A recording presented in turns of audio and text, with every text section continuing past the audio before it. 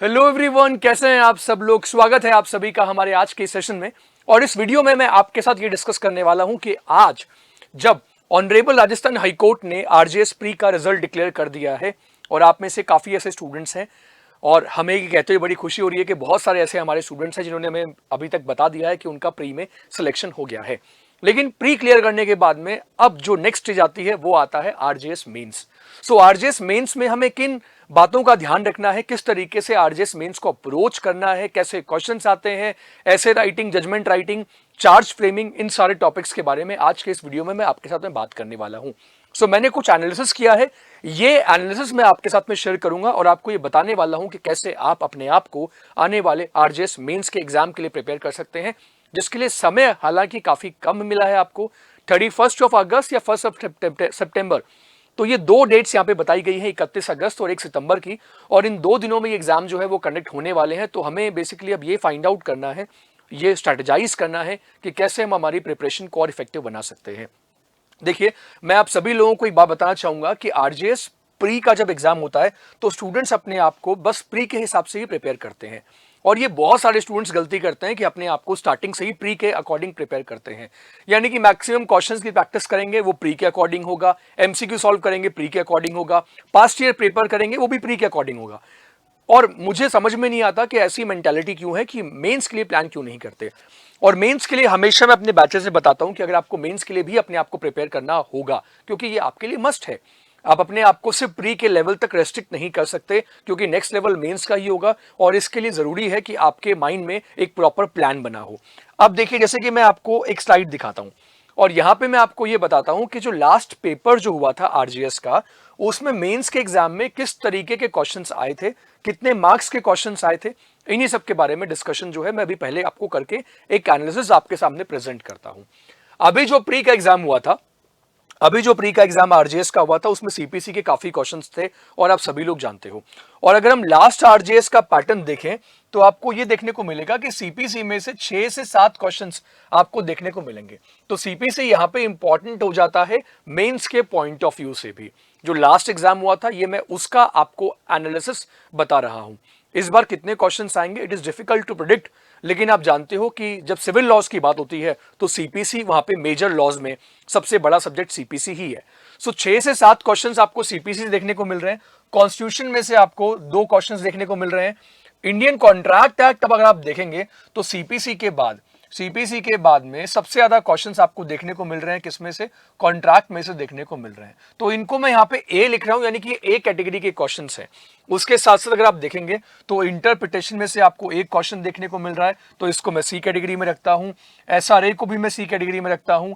और जिन सब्जेक्ट्स में से 2-2 क्वेश्चंस आ रहे हैं उनको मैं बी कैटेगरी में रख रहा हूं।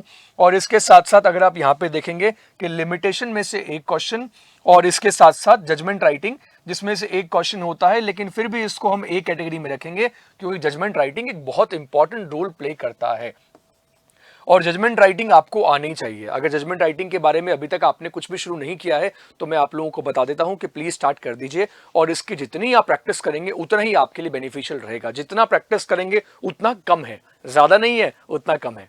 सो जितना जजमेंट राइटिंग आप कर सकते हैं उतना जजमेंट राइटिंग अभी आप कीजिए, क्योंकि आपके पास समय बहुत कम है और इस स्किल के ऊपर आपको काम करना है। जजमेंट राइटिंग कैसे करनी है, किन किन बातों का ख्याल रखना होता है, इसके बारे में एक अलग वीडियो मैं आपके लिए लेकर आऊंगा, जिसमें मैं आपको बताऊंगा कि जजमेंट राइटिंग में आपको कौन कौन से एस्पेक्ट्स कंसीडर करने होते हैं, करेक्ट पैटर्न क्या होता है जजमेंट राइटिंग का, फॉर्मेट क्या होता है, इसके बारे में एक अलग वीडियो में हम लोग पक्का डिस्कशन करेंगे। लेकिन अभी के लिए हमें यह समझना होगा कि अभी ये मैंने आपको ए कैटेगरी, बी कैटेगरी और सी कैटेगरी इसलिए बताई है सो दैट कि आपको ये समझ में आए कि इन सब्जेक्ट्स के ऊपर मुझे ज्यादा समय देना है, इनके मुझे ज्यादा डिस्क्रिप्टिव आंसर्स जो है वो देखने हैं। तो अब आपको पता है कि क्योंकि एमसीक्यू क्वेश्चंस नहीं होंगे, डिस्क्रिप्टिव होंगे, तो आप कैसे ज्यादा इंपॉर्टेंट टॉपिक की तरफ ध्यान दे सकते हैं। तो जैसे कि यहां पे मैं बात करूं अगर सीपीसी की, तो आपको पता होना चाहिए कि आपको सीपीसी में सारे इंपॉर्टेंट कॉन्सेप्ट्स का प्रॉपर रिवीजन करना है। फॉर एन एग्जांपल, आपको सेक्शन 11 सीपीसी का पढ़ना होगा। उसके बाद आपको ऑर्डर नंबर 8 अच्छे से करना चाहिए, जिसमें कि काउंटर क्लेम के बारे में है। काउंटर क्लेम के बारे में आपको पढ़ना होगा, सेट ऑफ के बारे में पढ़ना होगा, ऑर्डर 9 आपको पढ़ना होगा। आपको जो बेसिकली रिविजन के जो पॉइंट ऑफ व्यू जो है यहाँ पे बेसिकली अगर मैं बात करूं तो आपको जैसे कि अपील के प्रोविजन है सीपीसी में, सेक्शन नंबर 96 हो गया, तो ये वाले कुछ ऐसे इंपॉर्टेंट एस्पेक्ट्स मैं आपको बता रहा हूं सीपीसी में जो आपको कवर करने चाहिए। यानी कि ये वो वाले ऑर्डर हैं, सेक्शंस हैं जिनके बारे में आपको अच्छे से प्रॉपर रिवीजन करना है। रिवीजन कैसे करना है इसके बारे में भी आपको बताऊंगा, लेकिन अभी मैं आप सब लोगों को ये बता देता हूं कि आप लोगों को रिवीजन के साथ साथ में अब राइटिंग प्रैक्टिस पे फोकस करना है।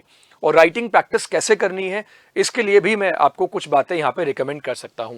देखिए, अब आपको प्रैक्टिस जो करनी है वो क्वेश्चन आंसर फॉर्म में करनी है, तो इसके लिए आप क्या कर सकते हैं।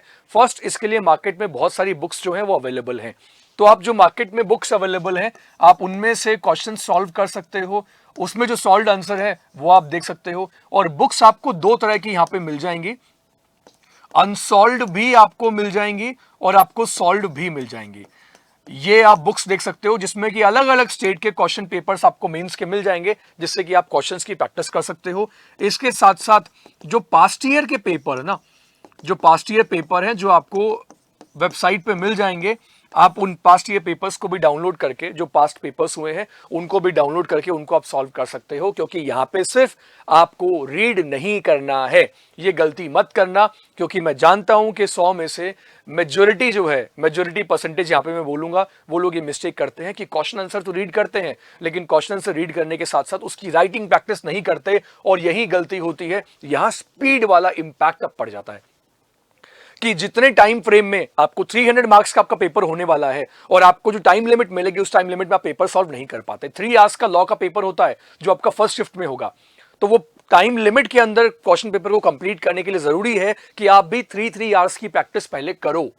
एग्जाम से पहले आप 3-4 बार आप 3 आवर्स के क्वेश्चन पेपर जो है आप सॉल्व करके देखिए, तभी आप पेपर के लिए प्रॉपर्ली तैयार हो पाओगे।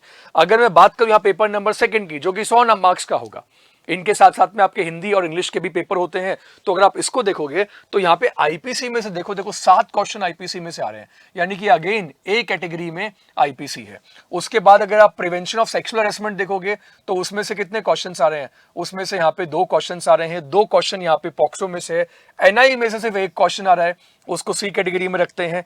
जजमेंट राइटिंग अगेन इंपॉर्टेंट है, और जजमेंट राइटिंग में से भी यहाँ पे क्वेश्चंस आएंगे। सीआरपीसी में से अगर आप देख रहे हो ना, तो सीआरपीसी में से कितने क्वेश्चन है, 3 क्वेश्चन। ऐसा क्यों सीआरपीसी में से 3 क्वेश्चन इसलिए है क्योंकि आपको पता है, क्योंकि जजमेंट राइटिंग, चार्ज फ्रेमिंग, ये सारे टॉपिक्स आते ही आते हैं, तो इनमें से क्वेश्चन बनने की पॉसिबिलिटी रहती है।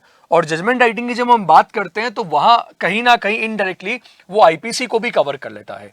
अब अगर आप डोमेस्टिक वायलेंस में देखोगे तो इसमें से भी 1-2 क्वेश्चन ही आ रहे हैं।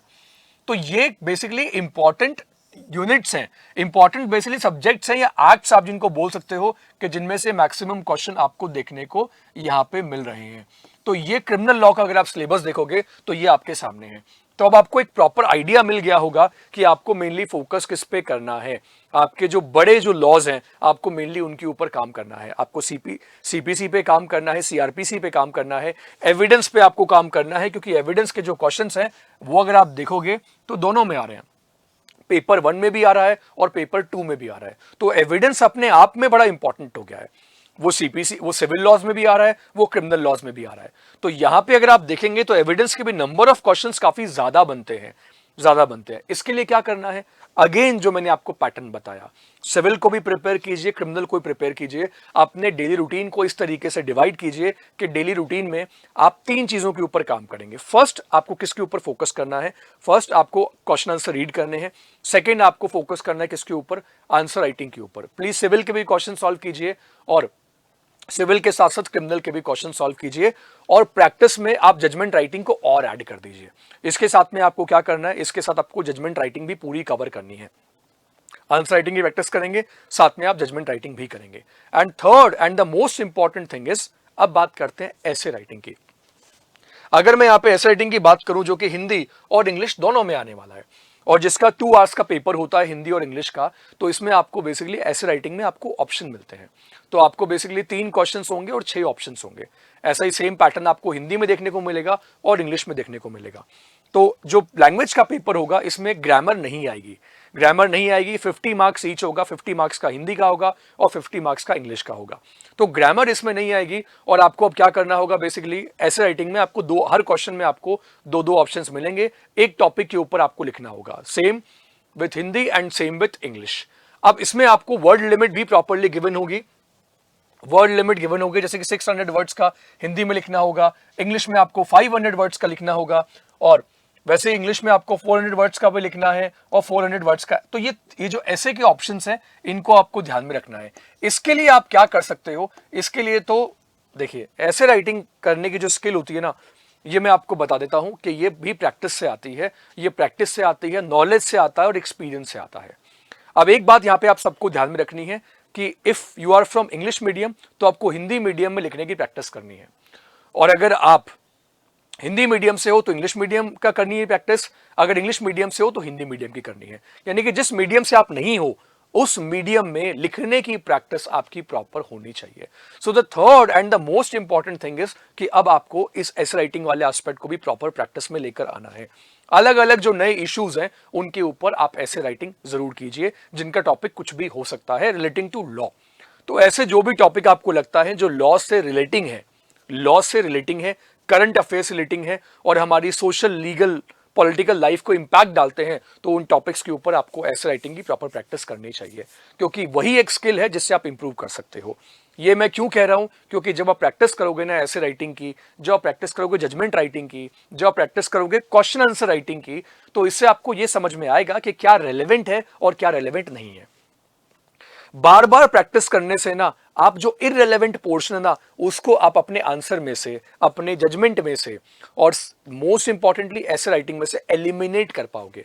बार बार लिखने की प्रैक्टिस करने से क्या होगा कि आपको यह समझ में आएगा कि मैं कहां गलती कर रहा हूं, आपको अपनी गलतियों का पता लगेगा, और दूसरा सबसे इंपॉर्टेंट आपकी स्पीड इंप्रूव होगी। मैं आप लोगों को यकीन के साथ, पूरे कॉन्फिडेंस के साथ ये बात कहता हूं कि जो मेंस का एग्जाम है, ये एग्जाम जितना आपकी नॉलेज को टेस्ट करता है उतना ही यहां पे इंपॉर्टेंट है कि आपकी स्पीड को भी ये टेस्ट करता है। तो आपको अपने नॉलेज के साथ साथ अपनी स्पीड पे भी काम करना है, और यूपीएससी के एस्पिरेंट्स को काफी फॉलो करते हैं। तो मैं आपको एक रिकमेंडेशन यहां पे देना चाहूंगा कि चाहे तो आप A4 साइज का जो रिम आता है, जो प्रिंटर में लगता है, आप वो A4 साइज का एक रिम ले लीजिए और डेली उसके ऊपर प्रैक्टिस कीजिए। विदाउट लाइन भी लेंगे तो भी चलेगा, क्योंकि वहां पे आपको लाइंस वाली आंसर शीट जो है वो मिलेंगी, लेकिन आप जितना हो सके उतना राइटिंग प्रैक्टिस के ऊपर फोकस कीजिए, ताकि आपका जो कोऑर्डिनेशन है between your hand and between your mind, वो कोऑर्डिनेशन इंप्रूव होगा। देखिए, आरजेएस प्री का रिजल्ट आया है, कट ऑफ आप लोगों ने देखा है कितनी कट ऑफ जो है कितनी हाई रही है, और अगर आपने उस कट ऑफ को क्लियर कर लिया है तो आप अब उन स्टूडेंट्स में से हैं जो रियल में डिजर्व करते हैं। आपने अपने आप को साबित किया है, अपनी वर्थ को प्रूव किया है, तो अभी जो मौका है इसको मत गवाइए, मौके को मत गवाइए। अपने आप को ऐसे प्रिपेयर कीजिए कि जैसे कि आप एग्जाम दे रहे हैं। आप ब्लाइंडली मत चलिए। अब एग्जाम अगर आ रहा है तो प्लीज डोंट प्रिपेयर, मतलब एकदम बिना किसी स्ट्रैटेजी के, बस मुझे तो क्वेश्चन से रीड करने हैं और जब लिखने की बारी आएगी तब मैं सिर्फ एग्जाम में जाके लिखूंगा। मैं आपको हमेशा ये बात सिखाता हूं, समझाता हूं अपने स्टूडेंट्स को कि विराट कोहली भी इतना बड़ा प्लेयर है, रोहित शर्मा या कोई भी बड़ा प्लेयर मैच खेलने से पहले नेट पे प्रैक्टिस करता है। जब हमारी टीम किसी दूसरी कंट्री में जाती है तो उस कंट्री के पिचेस पे पहले वो लोग ट्रायल मैचेस खेलते हैं, ताकि उस कंट्री की कंडीशंस को समझ सके, या जहां उन्हें मैच खेलना है उस कंडीशन के बारे में उन्हें प्रॉपर आइडिया मिल सके। तो आपको भी अपने आप को ऐसे ही प्रिपेयर करना है। आप चाहे टेस्ट सीरीज कीजिए, मेंस की टेस्ट सीरीज कीजिए, मार्केट में बहुत सारी बुक्स अवेलेबल हैं। आरजेएस के क्वेश्चन पेपर पास्ट ईयर आप सॉल्व कर सकते हैं, इसके साथ साथ में बाकी जो स्टेट जुडिशरी है उनके भी पेपर आप सॉल्व कर सकते हैं, क्योंकि आपका अल्टीमेट गोल अभी होना चाहिए बस प्रैक्टिस, प्रैक्टिस एंड प्रैक्टिस। आपको कितना आता है इससे ज्यादा इंपॉर्टेंट ये होगा अब कि आप कितना एफिशिएंटली लिख कर आएंगे। आपका फोकस अभी इस पे नहीं होना चाहिए कि मैं तो बस सिलेबस पूरा कर लूं, क्योंकि सिलेबस आप लोगों ने ऑलरेडी पढ़ा है। आपको टॉपिक्स को रिवाइज भी करना है। सिलेबस में जो इंपॉर्टेंट टॉपिक्स हैं उनको रिवाइज भी कीजिए, और रिवाइज करने के साथ साथ आप उनकी रिटर्न प्रैक्टिस भी कीजिए। यहां पे एक इंपॉर्टेंट टिप आपके साथ में और ऐड करना चाहूंगा कि प्लीज जो इंपॉर्टेंट लैंडमार्क जजमेंट्स हैं उनका प्रॉपर एक लिस्ट बनाइए और उनको भी डेली रिवाइज कीजिए सब्जेक्ट के अकॉर्डिंग, क्योंकि अगर आपके लैंडमार्क जजमेंट स्ट्रांग होंगे तो आप अपने आंसर में लैंडमार्क जजमेंट को कोट कर पाएंगे। अपने आंसर की पहली लाइन में ही आपको बताना है क्या, आपको रेलेवेंट सेक्शन जो है वो बताना है। इस तरीके से आप अपनी प्रैक्टिस को आगे बढ़ा सकते हैं। रही बात जहां तक जजमेंट राइटिंग की, तो जजमेंट राइटिंग के कुछ सेशंस मैं आगे आपके लिए लेकर आऊँगा और जो हम यूट्यूब पे भी करेंगे, गाइडेंस देंगे। वैसे मैं आपको यहाँ पे ये बता देता हूँ कि आरजेएस मेंस के लिए उत्कर्ष की आपके ऊपर भी हमारा जो बैच है वो भी ऑनगोइंग है, जिसमें कि हम लोग जजमेंट राइटिंग, ऐसे राइटिंग और जो मेजर माइनर सब्जेक्ट्स हैं उन सब की क्लासेस हम लोग अभी ले रहे हैं। तो अगर आप ज्वाइन करना चाहते हैं तो आप हमारी उत्कर्ष की ऐप के ऊपर हमारे लाइव एंड रिकॉर्डेड कोर्सेज को ज्वाइन कर सकते हैं। इन लाइव एंड रिकॉर्डेड कोर्सेज में जो बेस्ट चीज ये है कि आपको जितनी भी हम क्लास में जो पीडीएफ होती है वो सारी पीडीएफ आप एक्सेस कर सकते हैं, और इसके साथ साथ अगर आप मेंस में अपीयर कर रहे हैं तो आप हमारी मेंस की टेस्ट सीरीज भी जो है वो इस बैच में एक्सेस कर सकते हैं, जो कि हमारी आरजीएस मेंस की टेस्ट सीरीज है। इसके साथ साथ अगर आप जुडिशरी एस्पिरेंट है या आप एपीओ के लिए भी प्रिपेयर कर रहे हैं तो आप हमारी उत्कर्ष की ऐप के ऊपर ज्वाइन करके हमारी लाइव एंड रिकॉर्डेड क्लासेस का बेनिफिट जो है वो ले सकते हैं। इसके लिए सिंपली आपको क्या करना है, इस वीडियो के डिस्क्रिप्शन में आपको उत्कर्ष की आपका लिंक मिल जाएगा। लिंक पे क्लिक करके आप हमारे कोर्सेज में एनरोल कर सकते हैं। और साथ ही साथ मैं आपको ये बता देता हूं कि 18 जुलाई को होने वाला है हमारे उत्कर्ष क्लासेस के चैनल पे कुमार गौरव सर की एक लाइव क्लास, जो कि 7 घंटे की एक लाइव क्लास है, जिसमें कि महा रिविजन होगा। जनवरी से लेकर जून तक के जितने भी जीके, जीएस और करंट अफेयर्स का पोर्शन है उसका महा रिविजन, और साथ में इस क्लास में मिलने वाला है एक मेगा सरप्राइज, जो कि रात को 9 बजे हमारे यूट्यूब चैनल पे अनाउंस किया जाएगा कुमार गौरव सर के द्वारा। सो अगर आपको ये लाइव मास्टर क्लास ज्वाइन करनी है जिसमें कि होने वाला है महा रिविजन 18 जुलाई को, तो ज्वाइन करने के लिए आपको क्या करना है, उत्कर्ष क्लासेस के यूट्यूब चैनल पे रात को 8 बजे जाना है और आप इस सेशन को ज्वाइन करके जनवरी से लेकर जून तक के सारे GK, GS and current affairs का रिवीजन जो है वो प्रॉपर कर सकते हैं। तो ये एक छोटा सा एफर्ट था, एक छोटी सी कोशिश थी आपको ये समझाने की कि किस तरीके से आप आरजेएस मेंस के लिए प्रिपेयर कर सकते हैं। सो आई रियली होप कि अगर आप लोगों ने इस वीडियो को देखा है तो आपको काफ़ी कुछ अंडरस्टैंडिंग मिली होगी कि किस तरीके के क्वेश्चंस आते हैं। जजमेंट राइटिंग, चार्जेस फ्रेम करना, इश्यूज फ्रेम करना, ऑर्डर राइटिंग, ये सारे एस्पेक्ट्स हमें पता होने चाहिए। तो प्लीज़ इनके लिए सेपरेटली प्रैक्टिस ज़रूर कीजिए, और मैं आप लोगों से मिलता हूँ अपने अगले वीडियो में। आज के लिए इतना ही। Thank you so much, take care, bye bye.